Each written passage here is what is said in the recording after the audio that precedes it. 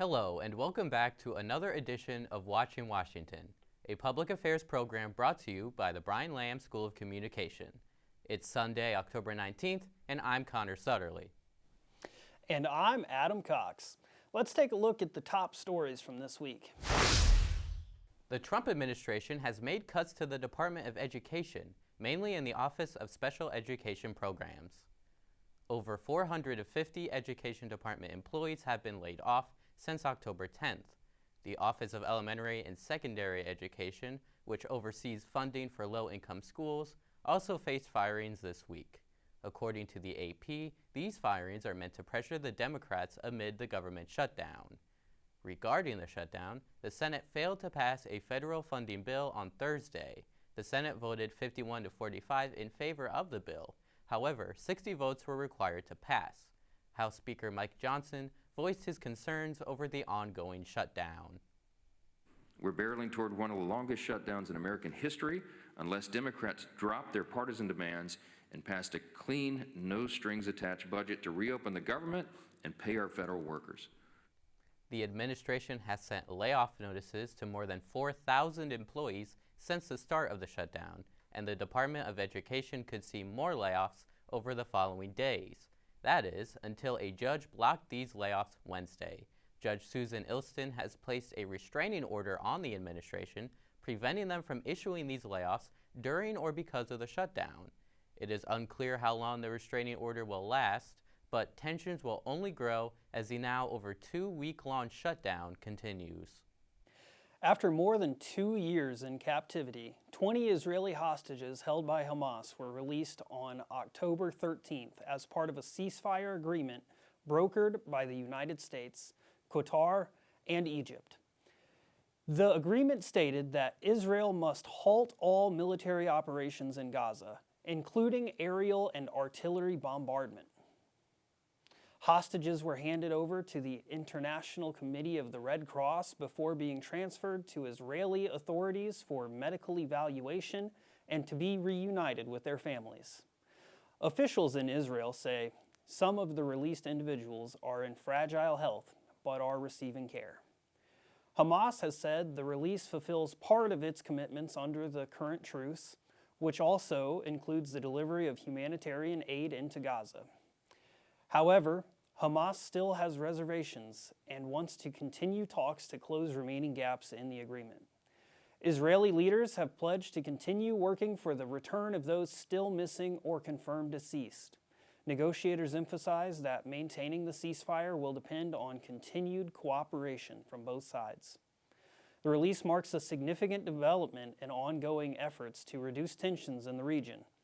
This agreement not only brought families back together, but according to Donald Trump, it also brought world leaders together. This is the first time the Middle East crisis has brought people together as opposed to driving them apart, and to declare that our future will not be ruled by the fights of the generations past, which is foolish. So together, let us continue in the spirit of cooperation and goodwill that has finally brought us to this incredible, historic breakthrough. On Tuesday, Erica Kirk accepted the Presidential Medal of Freedom on behalf of her husband, Charlie Kirk, after he was assassinated earlier this year. President Donald Trump called Charlie Kirk a fearless warrior for liberty. The president credited Kirk, the founder of Turning Point USA, for helping him win a greater share of the under-30 vote in the 2024 presidential race. Kirk is the first person to formally receive the Medal of Freedom in President Trump's second term. We hold his memory in our hearts forever. Every single day of this administration, we will continue to carry out the mission for which he lived, and he really did. He lived for this country. He lived for his wife and his family, but he lived for this country, too. In Charlie's honor, we will continue like we have been to fight, fight, fight, and to win, win, win. We're going to win so much.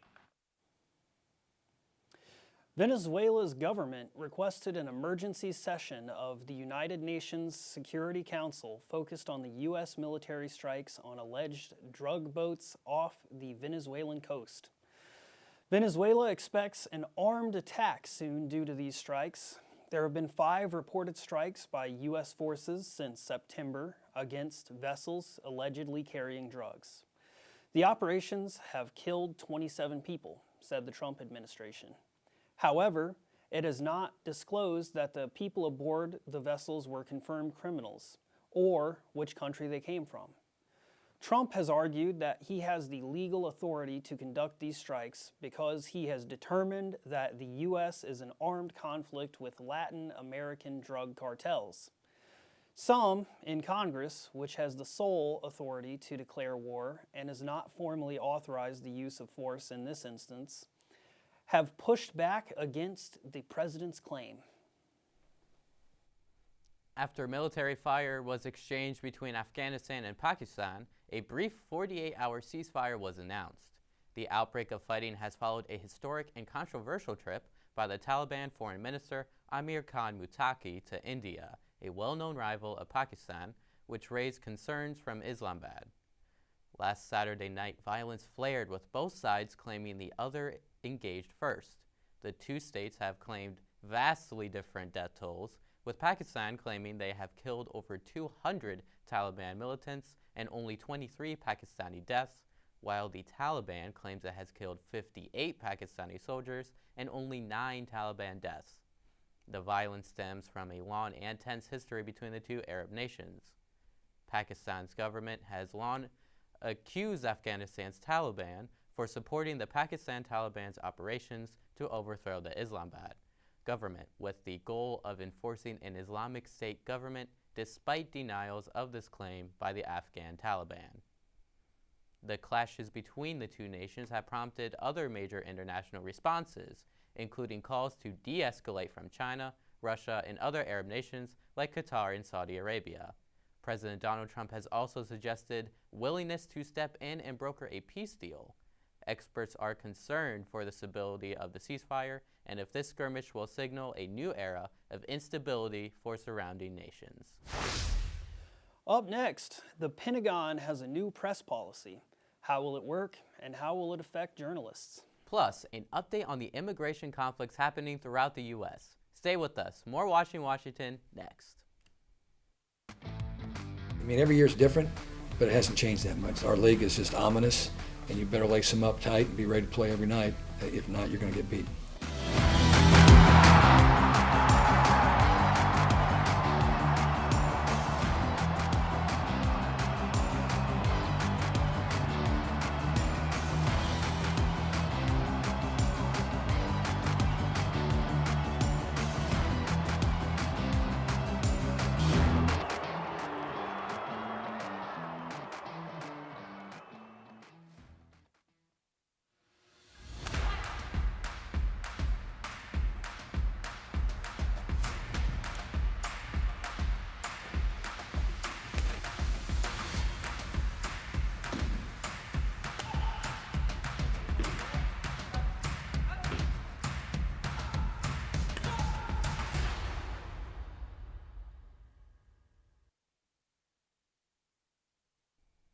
In September, the Department of War and the Pentagon announced a new policy preventing the press from asking about classified and some unclassified information. News outlets must sign an agreement that they understand this policy by Tuesday, October 21st. Failure to do so means they lose access to their offices in the Pentagon and must turn in their press credentials. Despite the announcement, at least 30 news outlets on both sides of the aisle have stated that they will not sign the policy, saying it violates freedom of the press. The Pentagon is citing safety for military members as a reason for the new rule. However, some journalists are concerned that the policy will limit the media's ability to report on the U.S. military, which receives almost $1 trillion annually from taxpayers. Tensions continue to rise surrounding mass deportations in the U.S. This week, Donald Trump's administration revoked the visas of 6 students for their insensitive comments regarding the death of Charlie Kirk.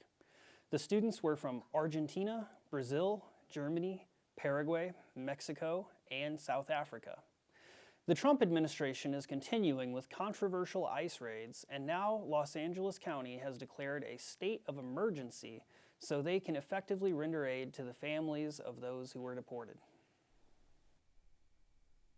Vice President J.D. Vance made his second trip to Indianapolis in just 2 months on Friday, October 10th, this time to urge state Republicans to move forward on redistricting. Shortly after his arrival, Indiana Democrats held a rally in opposition, protesting the redistricting push in response to the vice president's visit.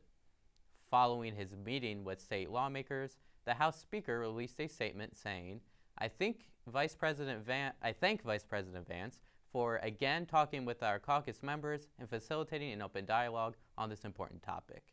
Governor Mike Braun also weighed in on social media, writing, we discussed redistricting and the importance of ensuring fair representation for every Hoosier. As of now, no decision has been reached as to whether a new congressional map will be drawn. C-SPAN's new program series, Ceasefire, debuted Friday, October the 10th, the first of its kind. It allows individuals from both sides of the aisle to discuss and find common ground. According to a report by the Pew Research Center, 84% of Americans say that political conversations have become less civil in recent years. With polarization between parties high in the U.S., C-SPAN states the program highlights the kind of cross-party conversations that often happen but rarely get airtime. The first guests on the show were former Vice President Mike Pence, a Republican and further mayor of Chicago and chief of staff under Obama, Rahm Emanuel, a Democrat. They discussed hot-button issues like the Gaza ceasefire, the government shutdown, and healthcare. C-SPAN has announced that they will welcome Mike Johnson and Hakeem Jeffries on this show soon. Now let's check in with Purdue News for the latest updates. As of last week, Lafayette's city bus has officially suspended Route 41, the connector, the line that connected downtown Lafayette to Purdue's campus. This is a major blow for students, with many living downtown who relied on Route 41 to get to campus. City Bus CEO Smith says the decision comes down to a staffing shortage and budget constraints. The Purdue Board of Trustees approved the extension of President Munchain's contract through 2031, with his base salary set to increase to $600,000 beginning in 2026. His compensation remains largely performance-based. Last year, he earned over $168,000 in at-risk pay after meeting key objectives, including a $250 million partnership with Eli Lilly. The board cited his leadership and strategic vision as central to the university's continuous momentum. The Board of Trustees also approved the purchase of 2 new properties in Indianapolis for $70.1 million. The properties include the Canal Square Apartments and 501 Indiana Avenue, areas that will help expand the Purdue campus in the city. The board met Friday at the Sigma Theta Tau building to discuss these and other important developments. Our in-studio guest this week is Gary Bernisky. The full interview just ahead on Washi Washington. G'day, mates. Buenos dias. Bonjour. Hello from South Korea. I'm studying abroad in Valencia, Spain this semester. I'm studying abroad in Sydney, Australia. I'm studying abroad in Madrid, Spain. Studying at Seoul National University. At ISAE Supero in Toulouse, France. And I'm really getting to enjoy meeting all the new people and the culture. How different it is from Purdue University. It is an absolutely fantastic experience. I'm living my best life. I can't wait to see you guys all overseas soon. A bientôt. Adiós. Nos vemos de España.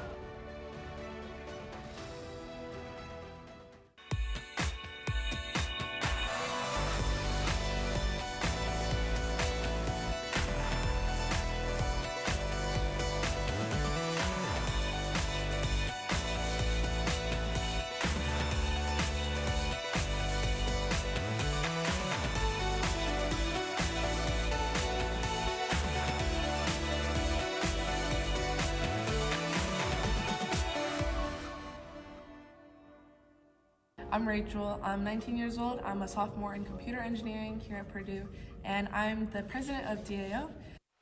So DAO stands for Dance All Out, and it's Kind of like a community where all dancers of different skill levels and artists have a space to express themselves and be artists and perform.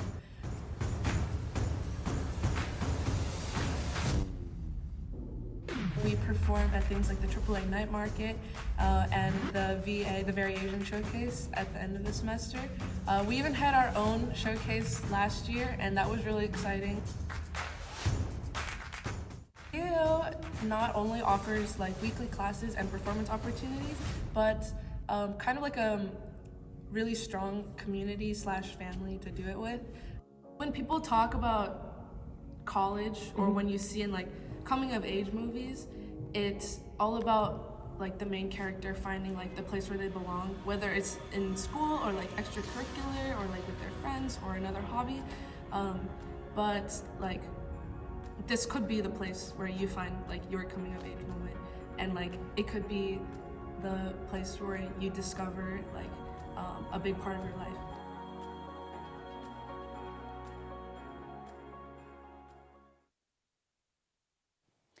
We have a special guest with us in the studio this week.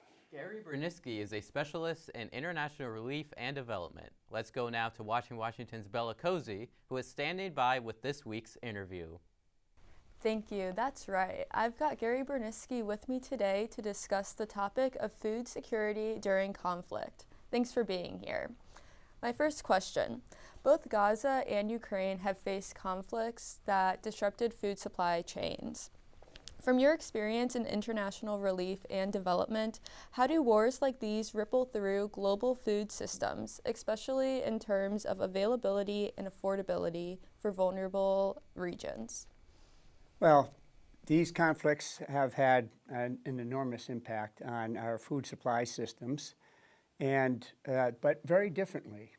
So in the case of Ukraine, it's a global supplier of wheat and oilseeds. And so the Russian-Ukrainian conflict prevented the production and export of a considerable amount of wheat, particularly at the beginning of the war, when they didn't have access to the Black Sea ports. And so Ukraine, being a global supplier of wheat and oilseeds, their customers lie mainly in sub-Saharan Africa. And so what happened was that first there was a diminished supplies, and then secondly, because supplies were diminished, there was a spike in the prices.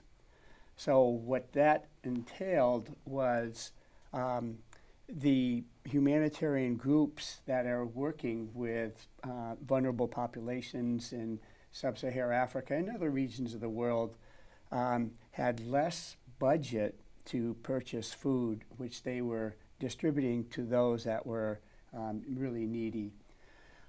And secondly, because the Ukraine conflict also restricted the export of wheat flour from Russia, because the Western countries placed more or less constraints on Russia's ability to be able to distribute. So that also contributed to both supply issues and spikes. And Russia, being such a large producer, has more of a global market. So things have stabilized since then. And so prices have come down, but they're still high. And it still impacts humanitarian aid.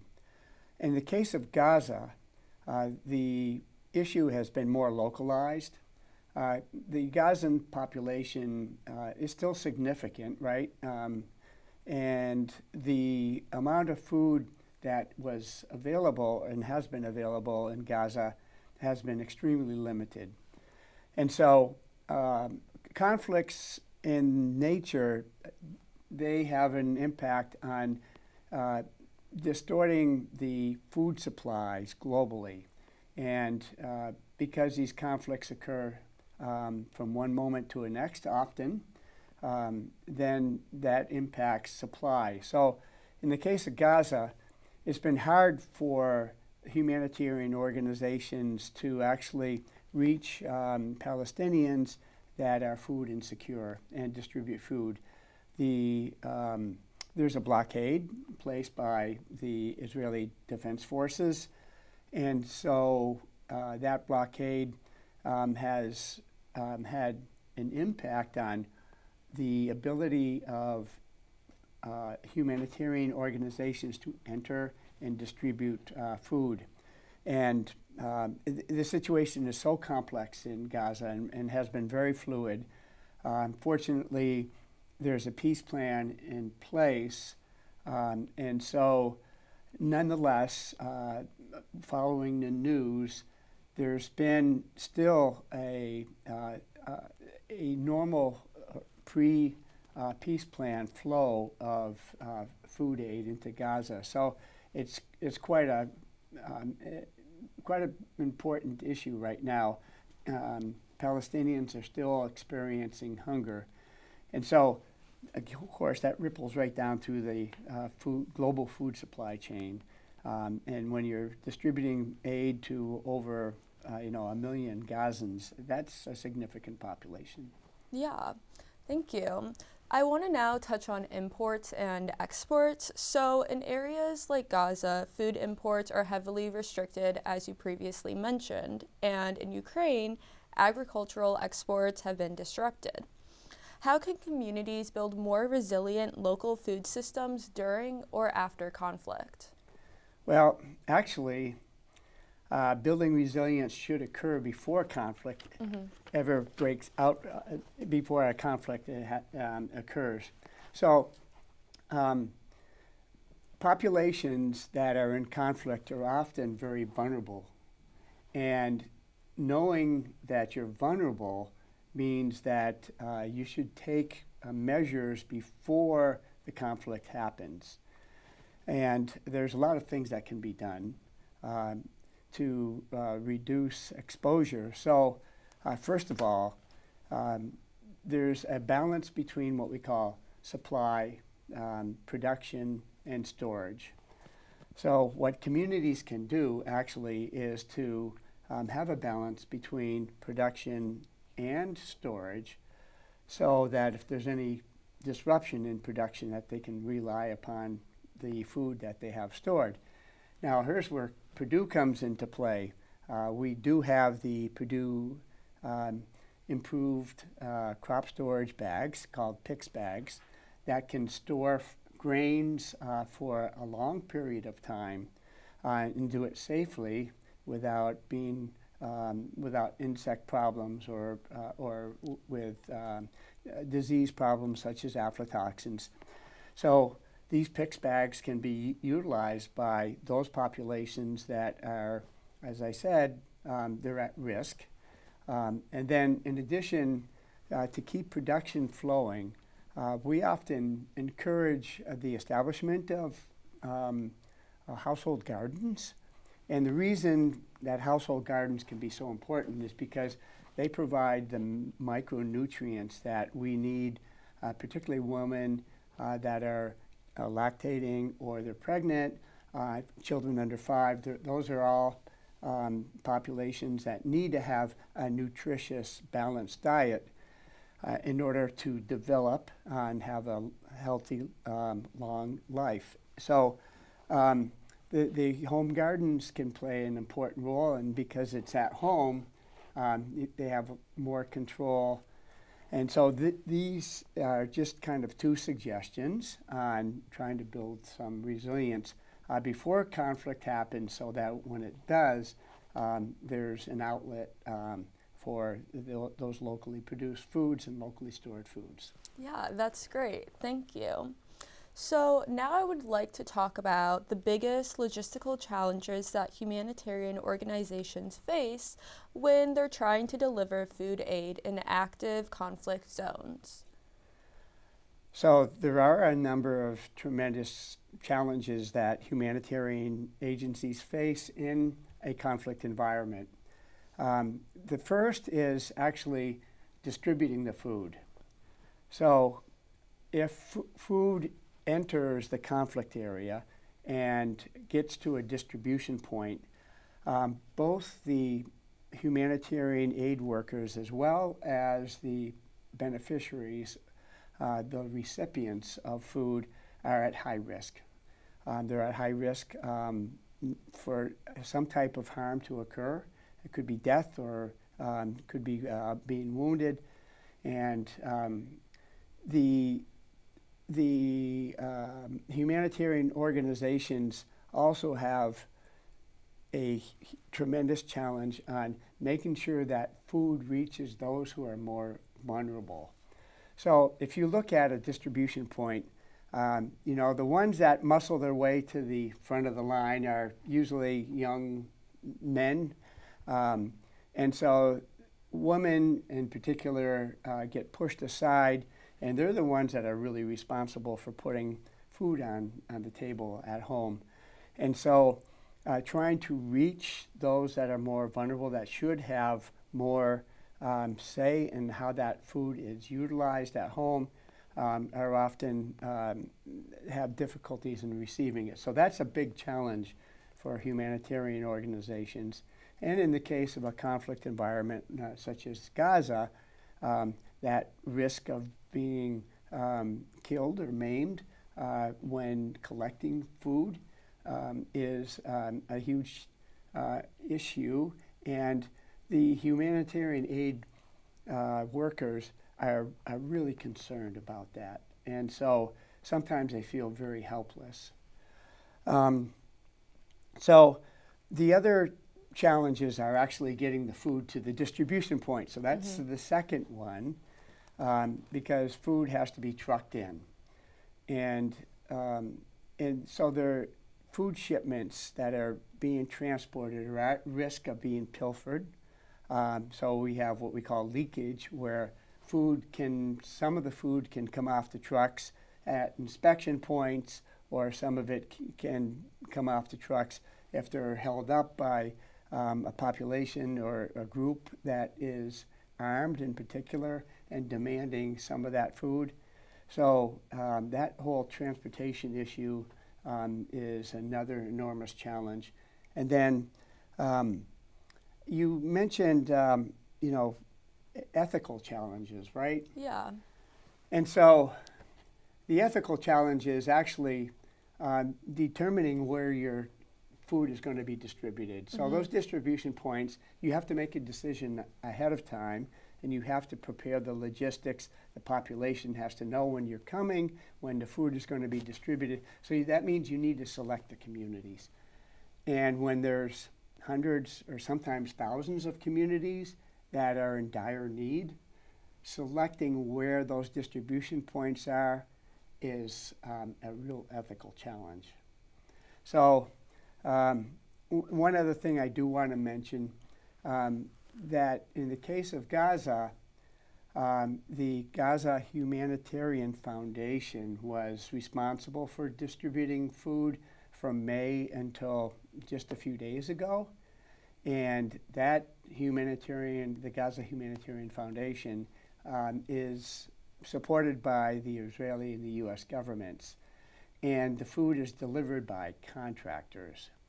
And so when you get a situation like this, where you don't have a humanitarian organization that has been operating for a long time, that follows all the different principles of delivering humanitarian assistance, there are a lot of issues that surface. And they did surface in Gaza. And so many of the normal, or what we say, the agencies that attend to emergency situations like this, such as CARE and Save the Children and Mercy Corps, and there's a whole host of others, really denounced the distribution of aid by an inexperienced organization that does not adhere to humanitarian norms. Yeah, that makes sense. So my final question for you here today is, once conflicts subside, what are the key steps that governments, NGOs, and communities could prioritize to rebuild sustainable, equitable food systems? Okay, well, first and foremost, the causes of the conflict need to be assessed and addressed. Just because the conflict has subsided doesn't mean that there's going to be peace, right? Yeah. And so to have these sustainable food systems, we really need to have peace and ensure that happens. The most important thing is actually coordination. So the different actors, the government, as well as non-governmental organizations, the private sector, communities, they all need to have a seat at the table in terms of planning the reconstruction and the rebuilding of sustainable food systems, because they all have an important role. So that coordination is usually done by OCHA, which is the UN Office for Humanitarian Affairs, for the coordination of humanitarian affairs. And OCHA has a number of different units that support it as well. And so this coordination by the UN really prevents duplication or misalignment in the use of current food resources, but also ensures that different agencies coordinate and have a different role and fulfill a specific gap in developing that sustainable food system. Yeah, great. Thank you. Well, that's all the time we have for today. Thank you to our guest, Gary Bernisky, for being with us today. And thank you for watching. See you next time on Watching Washington.